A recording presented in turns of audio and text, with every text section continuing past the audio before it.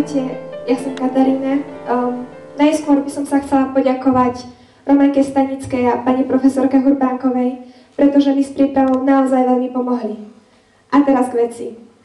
Dennodenne sa vo vašom okolí stanú nejaké nehody, keď sa niekto napríklad polie horúcim čajom, poreže nožom, udrie sa do hlavy, pošmykne sa na ľade. No na nešťastie sa stávajú aj vážnejšie veci, keď zdravie alebo život niekoho z vášho okolia je ohrozený a je potrebná vaša pomoc. Určite si viete predstaviť, čo to prvá pomoc je. Zhodneme sa na tom, že je to jednoducho pomoc človeku. Komukoľvek, koho zdravie alebo život je nejakým spôsobom ohrozený. Určite ste sa už dostali do situácie, kedy ste prvú pomoc poskytli alebo potrebovali. Takže si viete predstaviť, v čom tento proces spočíva. Ako laik sa prvej pomoci venujem už viac než 7 rokov. Nie je to nič veľké. Raz za čas sa stane nejaké nešťastie, zväčša len malý úraz, no je to dobrý pocit, keď viem, čo mám robiť. Myslím, že každý aj bez absolvovania nejakého kurzu prvej pomoci je schopný pomôcť pri bežnom ľahkom zranení. No je rozdiel medzi pomocou pri krvácaní z nosa a resuscitáciou človeka. Myslím tým, nie som jediná, kto to vie. Ani zďaleka nie som. Na Slovensku, dokonca tu na Liptove alebo na Orave, je veľa mladých ľudí, ktorí sa tomu venujú a svoje vedomosti si porovnávajú na súťažiach prvej pomoci, ktoré organizuje Slovenský Červený kríž.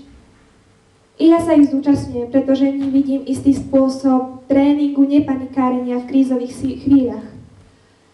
Najviac sa totiž obávam toho, že ak sa ocitnem v kritickej situácii, namiesto sústredenia môj mozog akoby vypne, roztrasiem sa a nakoniec považujem za úspech aj to, že som si spomenula na číslo 112. Aj vy sa toho aspoň trochu obávate však. V pokoji si uvedomujete, že ste schopní pomôcť, no nie ste si istí, či by ste sa v stresovej situácii nepreľakli a nezamrzli na mieste. Ktokoľvek, kto sa už stretol s prvou pomocou, sa môže týchto súťaží zúčastniť. Stačí vám 5-členné družstvo, v Liptovskom Mikuláši sa konajú v máji. Tieto súťaže sú v podstate simuláciou rôznych, väčšinou vážnejších a menej častých zranení. Sú tam rôzne stanovištia, no aby ste si vedeli predstaviť, čo sú to stanovištia. Stanovište je úloha, ktorú družstvo musí splniť. Dostane sa do hranej scény zranenia viacerých osôb. Nielen, že musí priznať to, čo sa komu stalo, ale aj poskytnúť správnu prvú pomoc. Za tých 7 rokov som sa stretla už s mnohými druhmi zranení. Od krvácajúceho nosa cez zlomeniny rúk a nôh, otvorené alebo zatvorené, až po popáleniny a únik plynu. No organizátori nás postavili aj pred situácie ako hyperglykemický záchvat, šok či opilosť. Dokonca sme sa stali aj svedkami násilných roztržiek, ktoré sa končili nožom v bruchu či v pľúcach.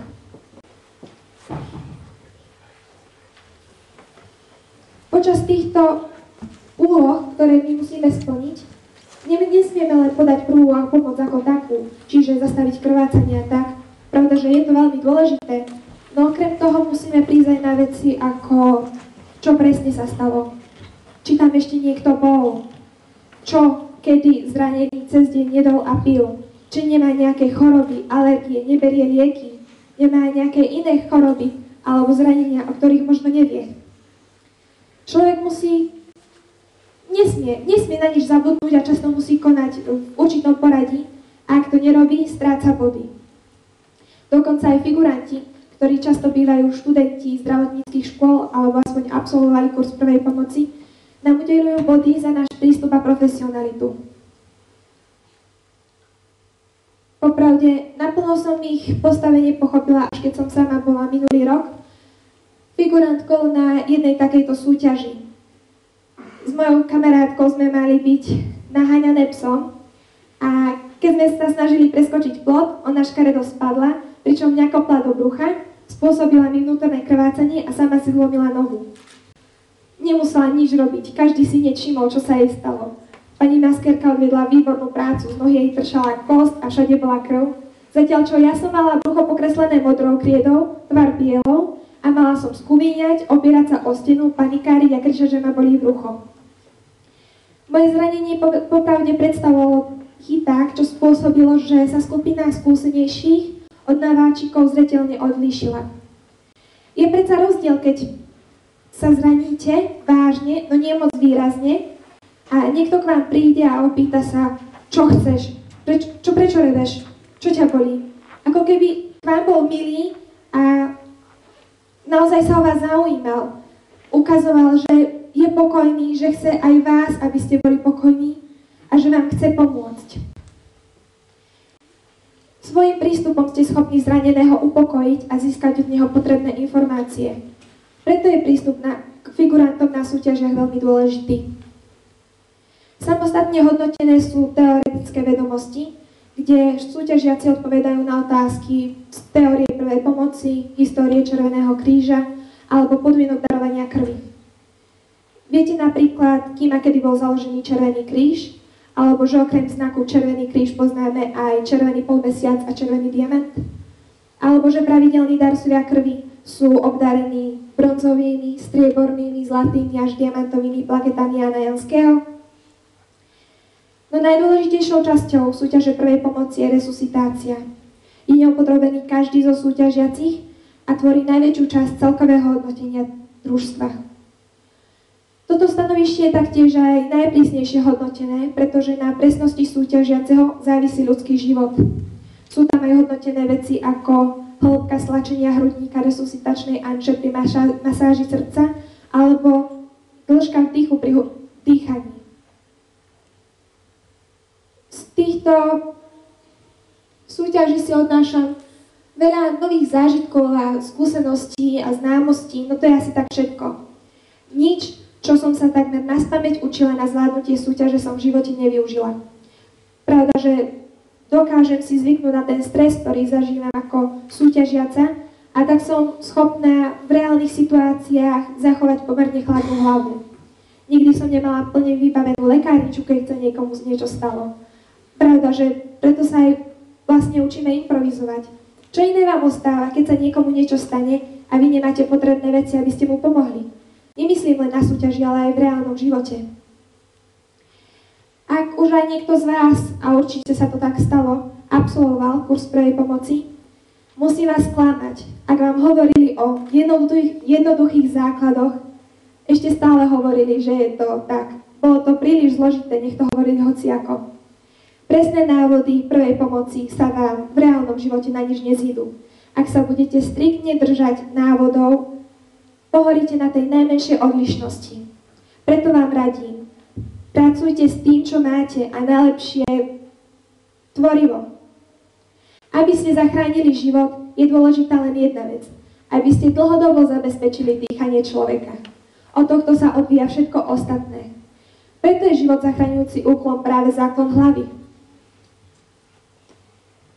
A ak sa bojíte nejakej choroby od zraneného, napríklad pri umelom dýchaní alebo pri styku s jeho krvou, ubezpečujem vás, ak by ste sa sami mali dostať do nebezpečenstva, pri tom ako pomáhate niekomu inému, nik vám nesmie zazlievať, že riskovať nebudete. Najprv chránte vlastný život, nie že riskovať budete a nakoniec budú mať robotu aj iní s vami. Ak však ste schopní pomôcť, neotáľajte, stačí, aby ste hociako pomohli a pomôžete. Je to predsa ľudský život. Myslím tým, viete, ovládate predsa základy ako veľké krvácanie zastavíme priamym tlakom na ranu, popálenina ide pod prúd studenej vody, krvácajúci nos predkláňame, zlomenou končatinou nehýbeme, črepinu z ruky nevyberáme, keď uniká plyn, utekáme preč. Tieto základy vám bohato stačia. Nemusíte mať za sebou niekoľko kurzov prvej pomoci, aby ste boli v nebezpečných situáciách nápomocní. Pravda, že hoci kto z nás si môže povedať, ja nie som žiadny profesionál, ako to mám zvládnuť sám.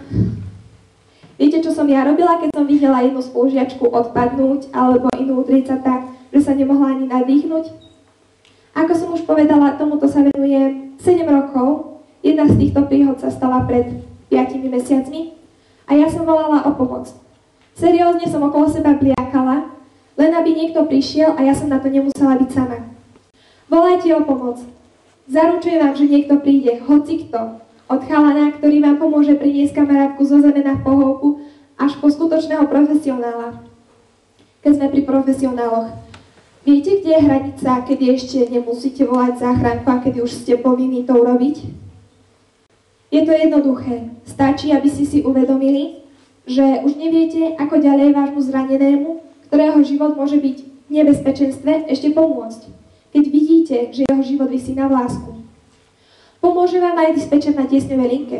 Opíšte mu, čo sa stalo, ale taktiež sa ho opýtajte, čo máte robiť. On vám to povie. Celý deň tam sedí len preto, aby vám pomohol zachrániť ľudský život.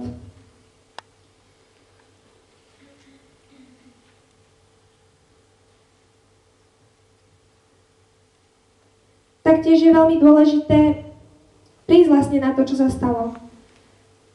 Viete, každý, kto sa zraní, je aspoň trochu vystrašený, ak nie národno šok. Upokojujte ho. Ako dokážete, tak ošetrite jeho zranenie. Ukážte mu, že mu chcete pomôcť. Zabezpečte mu teplo a najväčší komfort.